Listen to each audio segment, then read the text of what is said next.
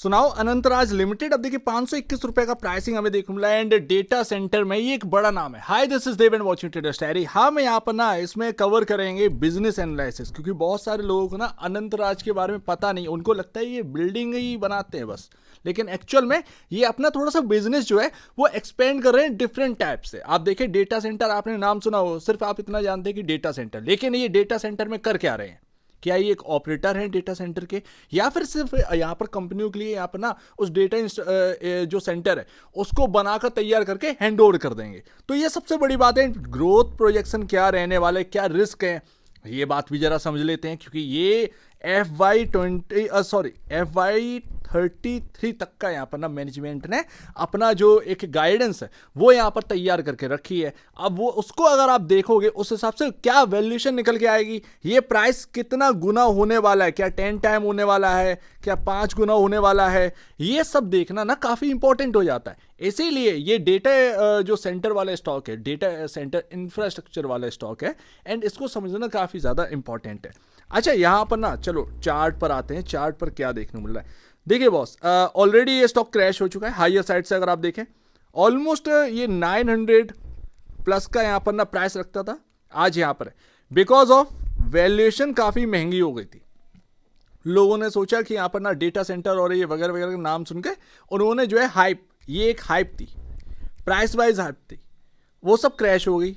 आज की डेट में आपको देखना चाहिए कि अनंतराज के फाइनेंशियल कैसे हैं, कितना ग्रोथ यहाँ पर लेकर आ रहे हैं, क्या सस्टेनेबिलिटी है, और आप इस जगह पर खरीद रहे हो जो 521 का भाव है, यहां से आपको क्या मिलने वाला है, क्या ये प्राइस सही है, जो कि आपको लॉन्गर टर्म का देखना पड़ेगा। ये कोई एक दिन की स्टोरी तो है नहीं डेटा सेंटर की, कि एक दिन में डेटा सेंटर बन गया, तैयार हो गया और बस खत्म कहानी, ऐसा तो है नहीं है।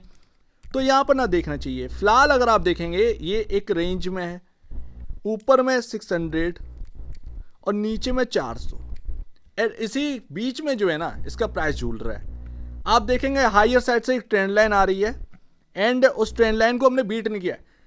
एक दिन निकला है इस ट्रेंड लाइन के ऊपर, नेक्स्ट डे सेलिंग आ गई, नेक्स्ट डे गैप डाउन हो गया, और उसके बाद वापस से कोशिश नहीं करी गई, ये लगातार उस ट्रेंड लाइन के नीचे बना हुआ है। अच्छा ये हो गई चार्ट की बात। अब आ जाओ बिजनेस एनालिसिस, क्योंकि हमें पता है कि अनंतराज जो है एक रियल एस्टेट में काम करता है, वो एक उनका धंधा अलग हो गया है, उसको छोड़ दो। जो इंपॉर्टेंट है डेटा सेंटर, जिसके ऊपर तवज्जो दी जा रही है, उसकी बात करते हैं। डेटा सेंटर यहां पर ये बनाएंगे भी और उसको ऑपरेट भी करेंगे, यही इनका फोकस है, यही इनका प्लान है। जस्ट लाइक ये डेटा सेंटर बनाते हैं, उसके अंदर सर्वर कंपनी जो रखना चाहती है वो रखेंगे भाई, उसका जो है ना ऑपरेट करने का जो है प्लान वो इनका है। टोटली ये ऑपरेट करेंगे कंपनियों से टैप करके, या कंपनियां जो है जिस तरीके से यहाँ पर जगह स्पेस लेना चाहती हैं उस तरीके से यहाँ पर काम करने वाले। तो ये डेटा सेंटर इंफ्रास्ट्रक्चर पे भी काम करेंगे और उसको ऑपरेट भी करेंगे। ऑपरेट करना काफ़ी एक माफ करिएगा इंपॉर्टेंट होता है, ठीक है ना, ऑपरेट भी करेंगे ये। तो ये इनका यहाँ पर ना विजन है और इस पर ये काम कर रहे हैं। फिलहाल अगर आप देखेंगे फाइनेंशियल में क्या प्रॉब्लम है, क्या अनंतराज यहाँ से दौड़ सकता है, देखिए वो टेक्निकल बेसिस पर दौड़ सकता है, अगर इंपॉर्टेंट लेवल के आसपास होगा तो दौड़ जाएगा। बाय फाइनेंशियल अगर आप देखेंगे तो लगातार कोई भी ग्रोथ आपको नहीं देखने को मिलेगी। आप देखेंगे फाइनेंशियल सेल्स के नंबर जो है ना हर क्वार्टर में इतना ग्रोथ वाले नहीं है। 541 से 592, 631, आज की डेट में वैल्यूएशन अगर आप देखेंगे तो एक अच्छी खासी वैल्यूएशन है, 18,000 करोड़ का वैल्यूएशन यहाँ पर रखता है कंपनी। लेकिन जिस तरीके की ग्रोथ है, ये इतना ग्रोथ नहीं है कि 18,000 वाला ना आपका 2 गुना हो जाए, यानी 36,000 करोड़ का मार्केट कैप हो जाए। अगर वो टेक्निकल कोई मूव आया तो हो सकता है, अदरवाइज वो मूव सस्टेनेबिलिटी नहीं प्रोवाइड करवाएगा। आप उसके बाद यहां पर ना आप देखेंगे कि FY30 तक का रेवेन्यू जो है ना, मैंने 3 सिनेरियो निकाले, एक तो बियर सिनेरियो निकाला, एक बेस सिनेरियो निकाला और एक बुल सिनेरियो निकाला।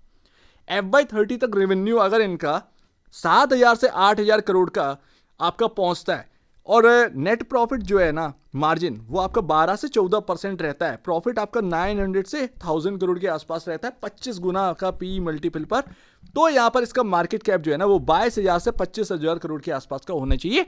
ये बियर केस सिनेरियो है। बियर केस सिनेरियो सबसे वर्स्ट केस सिनेरियो आप कहेंगे, ठीक है ना।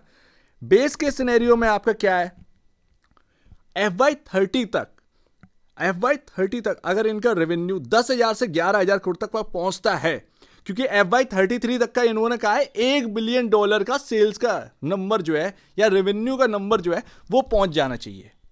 ये उनका गाइडेंस है। तो मैं FY30 का आपको बता रहा हूं, सिर्फ FY30 तक। FY33 तो उससे आगे का हो गया। FY30 तक अगर ये अचीव कर लेते हैं तो फिर ये है। तो बेस के सिनेरियो में ना 10,000 करोड़ से 11,000 करोड़ का अगर ये रेवेन्यू अचीव करते हैं और प्रॉफिट मार्जिन जो है वो रहता है 15 से 17%, तो ऐसे में इनका जो प्रॉफिट जो निकलेगा वो 1600 से 1800 करोड़ निकलेगा। 30 का मल्टीपल पी पर ये 48,000 से 55,000 करोड़ का मार्केट कैप ग्रो कर लेगा। ठीक है ना।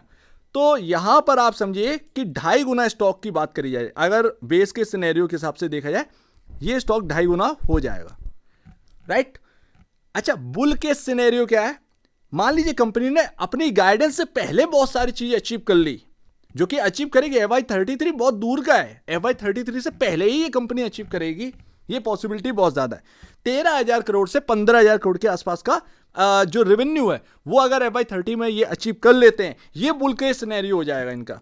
18 से 20% का जो प्रॉफिट मार्जिन है वो अगर इनका अचीव हो गया तो इससे इनका जो प्रॉफिट है वो 2500 से 3,000 करोड़ के आसपास का FY30 में आने लगेगा। आपका जो पी मल्टीपल है वो 35 से 40 टाइम होगा।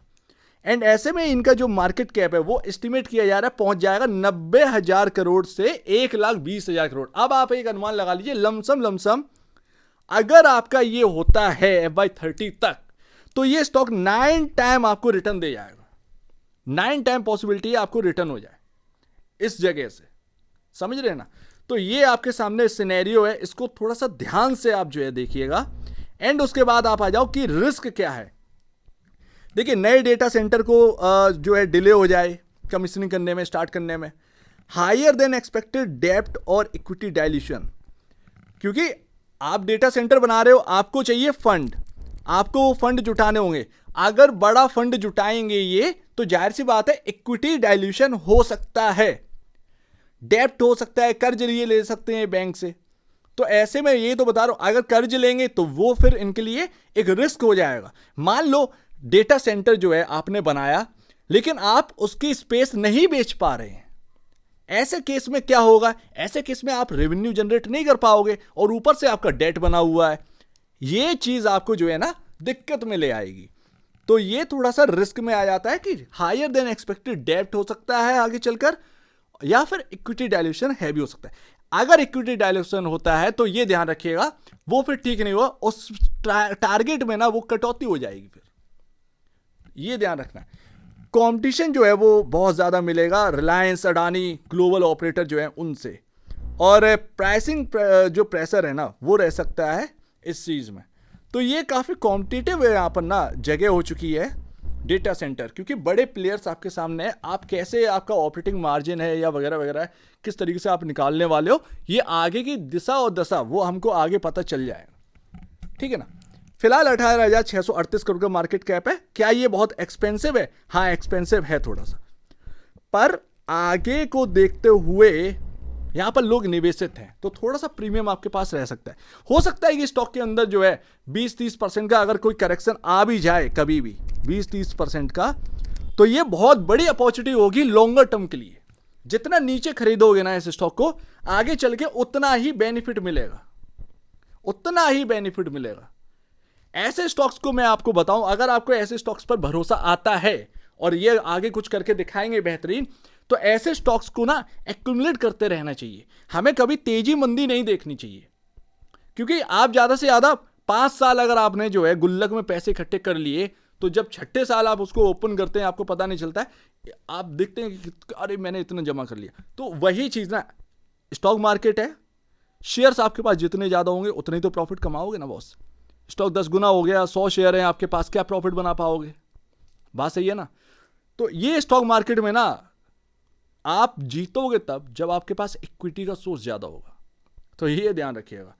मेनली ना आपको ये नहीं देखना है, मेन चीज जो है ये देखना है कि मुझे क्वांटिटी कैसे इकट्ठी करनी है, ये आपका फोकस होना चाहिए। कंपैरेटिवली मेरा कल के दिन ये स्टॉक जो है 3 गुना हो जाए, 4 गुना हो जाए। लेकिन अगर आपको जो है एक बिग मनी बनाना है तो आपको स्टोरी पर ध्यान देना पड़ेगा। अब 33.59 का पी रेशियो है अगेंस्ट 44.71 के कंफर्टेबल जगह पर, 3.22 time price to book value पर। यही तो मैं कह रहा हूँ कि 20-30% का गलती से कोई यहाँ पर ना आपके सामने करेक्शन आ जाए तो वो काफ़ी अच्छा रहेगा, बहुत अच्छा रहेगा बाई के लिए, ज़्यादा बेहतर रहेगा लॉन्गर टर्म के लिए। आप उसको रख पाएंगे, आप उस रिस्क को जो है मैनेज कर पाएंगे।